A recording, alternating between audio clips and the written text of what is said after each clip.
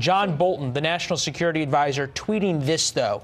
As interim President Guaido said today, those who accompany us to save the lives of Venezuelans are true patriots, referring to the Venezuelan military. Julian, you know better than most that these tweets and statements by the national security advisor are extraordinarily well crafted, and you have to think that is a message to the Venezuelan military. Side with Guaido, and America will leave you alone.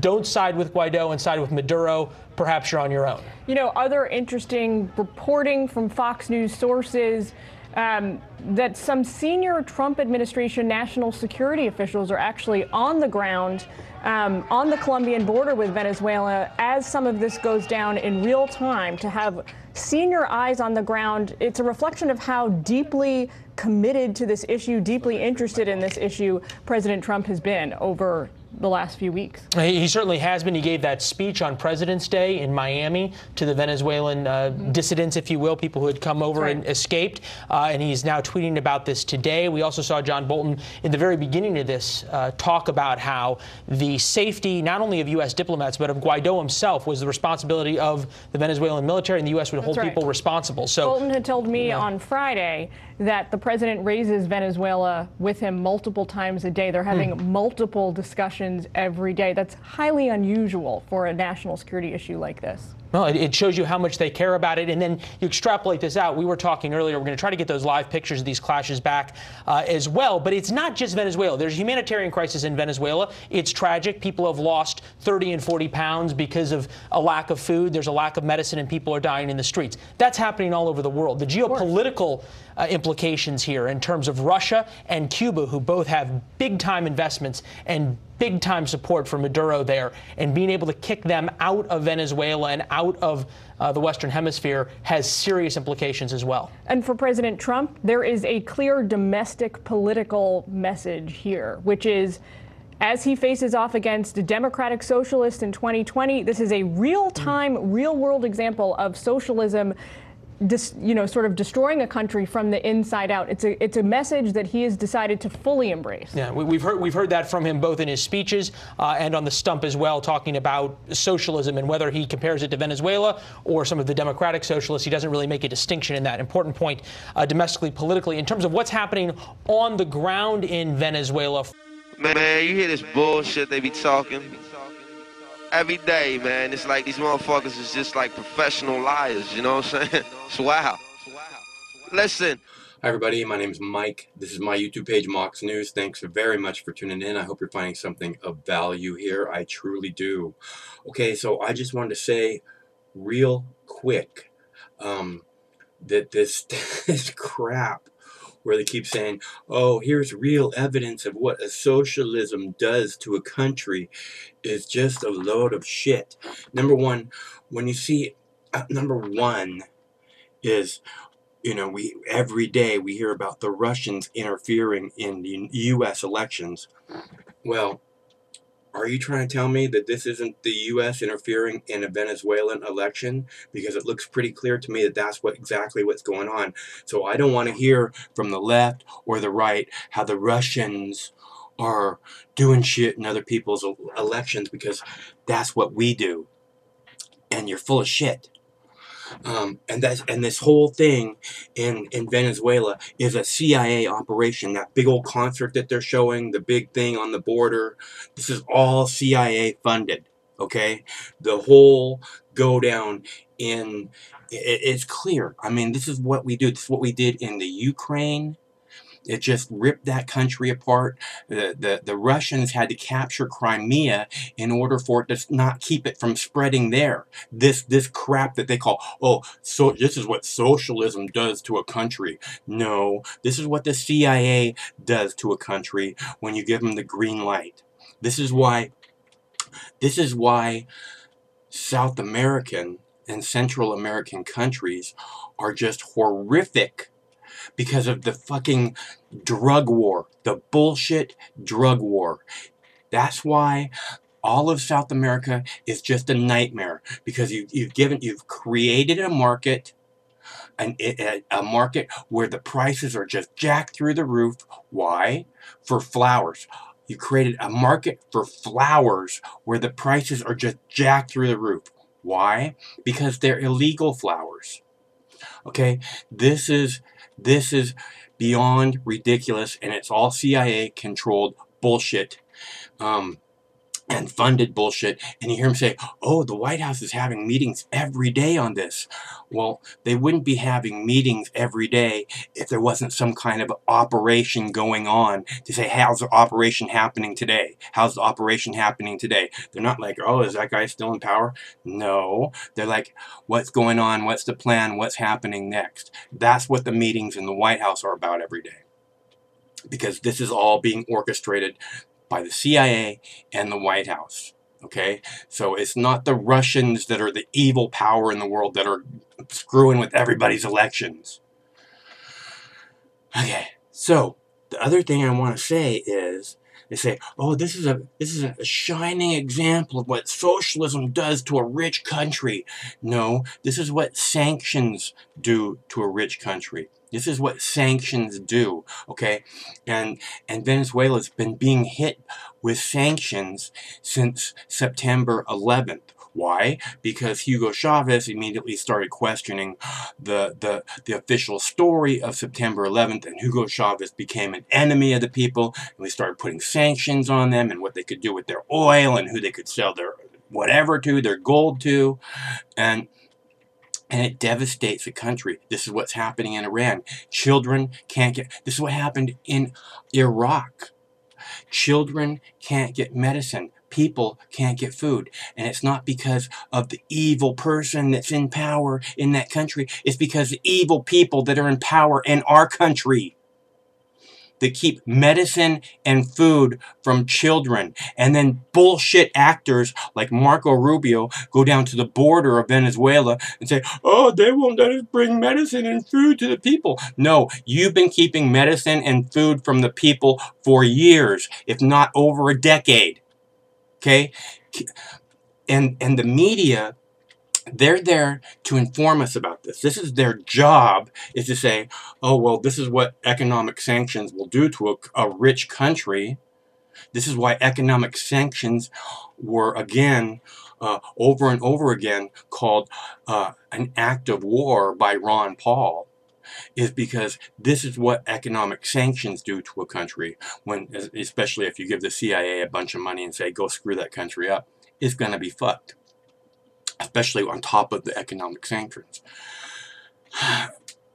And that's what the media's job is to explain these things to you.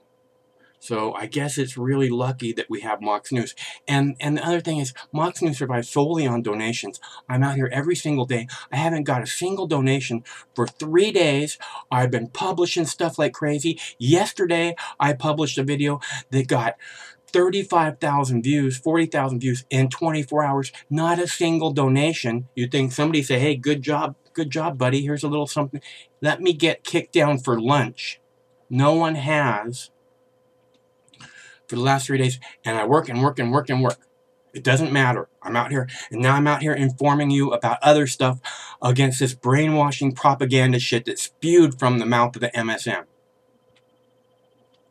For you. I already know this shit.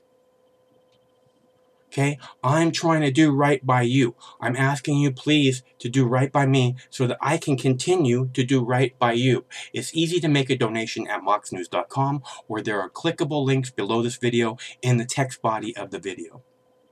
Okay? Please, I wouldn't ask for help if I didn't need it. I'm simply asking you to give something back to someone who has given so much to you and this community. Please. Thanks very much for tuning in. My name's Mike. This is my YouTube page, Mox News. Hello, thanks for joining me. I'm Dana Bash in for Frederica Whitfield.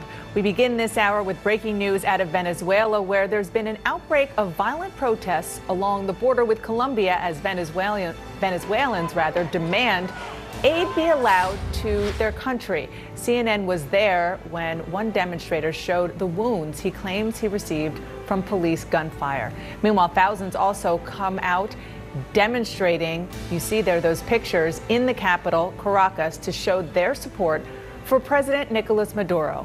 Our Nick Payton Walsh is on the ground in Venezuela, at the border, rather, with Venezuela and Colombia.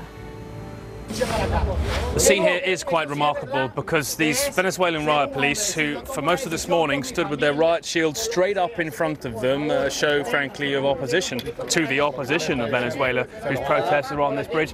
Well, in the last few hours or so, they lowered those shields and are now much more relaxed, talking to the protesters. Here, the protesters' messages saying, listen, as a Venezuelan refugee here in Colombia, I am suffering. My daughter I haven't seen for 2 years, one man said. Another man said his grandfather had died from a lack of appropriate medicine. Another shouted at them, if I need a soda here in Colombia, I just have to go and buy it. I don't have to go through the extraordinary rigmarole you have to go through inside Venezuela just to get basic foodstuffs. And that message may have sunk in here. Remember, these Venezuelan riot police are also dependent on their job, often to get subsidized food handouts from the Venezuelan government. But this tension is building because earlier on today, Venezuelan soldiers, 3, maybe 4 of them, gave themselves up to Colombian migration officials, crossed over, defected, taking advantage of an offer from the Venezuelan opposition leader, Juan Guaido. He declared himself interim president just over a month ago. He said you can have an amnesty if you want, if you come across and turn your back on the Maduro government. There is a large pro-government crowd in that direction. They're firing fireworks at times, a sense of tension mounting because in the hours ahead, this is very much the scene that Juan Guaido, the opposition leader, and the White House wanted the world to see. They're going to try and move humanitarian aid over this bridge through this line of riot shields. That could lead to conflict, that could lead to greater tension. They're trying to calm it now, but Dana, I have to tell you, we may be seeing more complicated hours ahead. Back to you. And that was Nick Peyton Walsh filing a report from earlier. We now have him live, I believe, on the ground there on the scene. It looks like you've been moved away from where we saw you last hour, Nick, where the tear gas was coming in and you saw people fleeing to try to get away from that. I can hear you fine here. Sorry. Yeah, absolutely. I can hear you fine. Forgive me to interrupt you. There's trouble with the signal occasionally. We moved away voluntarily from the bridge because the clash was kind of getting into an uncomfortable rhythm, frankly, in which more and more tear gas was being used and more stones were being thrown. Now they're being thrown by the opposition protesters here who continue to amass on the bridge. You can see clouds of tear gas still wafting up the bridge there, but they're being thrown back at those protesters by what are called the colectivos. They're the pro-government protesters. A running battle back and forth there. I counted at least a dozen people with some reasonably bad injuries, often to their head because of the stones that have been thrown. One man who appeared to have what looked like possibly pellet wounds on parts of his body. We've got trucks of humanitarian aid now amassing further down here. I mean, Dan, I've got to point out to you, this is the most popular, frequently used border crossing between Colombia and Venezuela, and it was supposed to be a peaceful scene in which that humanitarian aid came across. Now the kind of clashes have moved away from the bridge itself, a tiny space, a dangerous space, frankly. Street battles between riot police and protesters, and under the bridge too, in the valley and the rough areas that kind of stretch along the riverbank the bridge goes over to into Venezuela proper. So what we don't know at this point is whether or not the opposition feel that their point has been made. They've now obviously around the world had pictures shown of quite what the Maduro government is willing to do to stop that aid from coming in. That includes firing tear gas, possibly rubber bullets. I don't quite know the entirety of what was used here, but using gangs of pro-government thugs, I think it's fair to say, to throw rocks back. But it may well be that these aid trucks further down here choose to move in. We've heard from Juan Guaido, who has, he says, on his Twitter feed, met with some of the Venezuelan soldiers today who've defected. This bridge manned at the other end by the Venezuelan military. 4 of them gave themselves up during the early hours of this morning, giving themselves to the Colombian military, I should say, and migration officials who are going to probably assist with the amnesty that's been offered for security forces loyal to Maduro, who asked Juan Guaido if they can sort of defect onto his side. What we're seeing, though, behind me here is some Colombian military on horseback. We've asked them, why are you not intervening more here? Obviously, I'm sure the Colombian government does not want open confrontation between Venezuelan forces and Colombian forces. They say really that kind of up to about here is Colombia proper, and then you have the no man's land of the bridge, despite the fact there are many Colombian officials on it. But even during those clashes back there, I think when we were perhaps speaking to you earlier on, Dana, we saw another police officer from the Venezuelan side hand himself over to the Colombian officials as well. There may have been a second one too. He was greeted with a mixture of fury and rapture, frankly, from those Venezuelan government protesters. But let me set the scene a little more widely for you here. This was supposed to be a day of regional unity, getting humanitarian aid into a country that's often starving, from which 3.4 million people have fled because of basic humanitarian needs and issues. And instead, as some sadly predicted would happen if you put hundreds of opposition aid workers moving towards riot police who depend on their jobs to keep subsidized food packages coming to their families inside Venezuela, we have the clashes that continue behind me here, perhaps a little less violent than they were an hour or so ago, but many injured, and a scene really which I think will make possibly Nicolas Maduro feel comfortable that the lines have held, but certainly be a reason for him to be fearful that there may be more of an international response. Remember, consistent threats from the White House and regional partners here for more sanctions, more moves against Venezuela. Things like this occurred. Dana? I mean, just the notion of a leader feeling comfortable because the humanitarian aid that is trying to get into the country is being stopped is a little bit hard to wrap your mind around. Is any of that aid that you can see actually getting through with all the chaos? No. I mean, I can only speak for here. Absolutely nothing. As you say correctly, Nicolas Maduro does not believe there is a problem with food inside his country. Well, that's clearly borderline insane. He probably doesn't have a food problem for himself because many accuse him of being kleptocratic. So he's often pictured in expensive Istanbul restaurants eating pieces of steak. The question really comes down to his people. They need this aid. It's been politicized heavily, and some would say quite in an ugly fashion, not incredibly brightly, you might say, because it's the tool that the opposition are using to force their sense of control on these border points. The ultimate goal, we were hearing from activists, would be really they'd move in, the soldiers would surrender, and they kind of begin to control the border points. Now that obviously has not happened. It may happen later today. The anger is here, the trucks are building, and I think we'll begin, I suspect, to see more international reaction to exactly what's been happening behind me. There could be similar scenes at other border posts down here, but I do believe these are the worst clashes. Dana? I would suspect that international reaction is going to be coming if it hasn't already. The whole reason why this is an issue is because of international aid and attempts to get aid in there. Go ahead, Nick.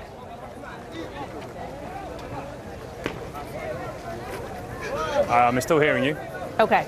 Sorry, I thought you wanted to add something else. I'll let you go. We'll get back to you as soon as we can. No problem. Dana. I'm sorry that there was a man who was being walked past us here. I get it. That he had some kind of injury in his chest. Forgive me, and I thought we'd finished. Well, so thanks for your time. Sorry about that. You go tend to that, and thank you so much for being on the scene and bringing us this incredibly important reporting. Thanks, we'll get back to you, and now let's go to Isa Suarez, who is in the capital of Venezuela, Caracas.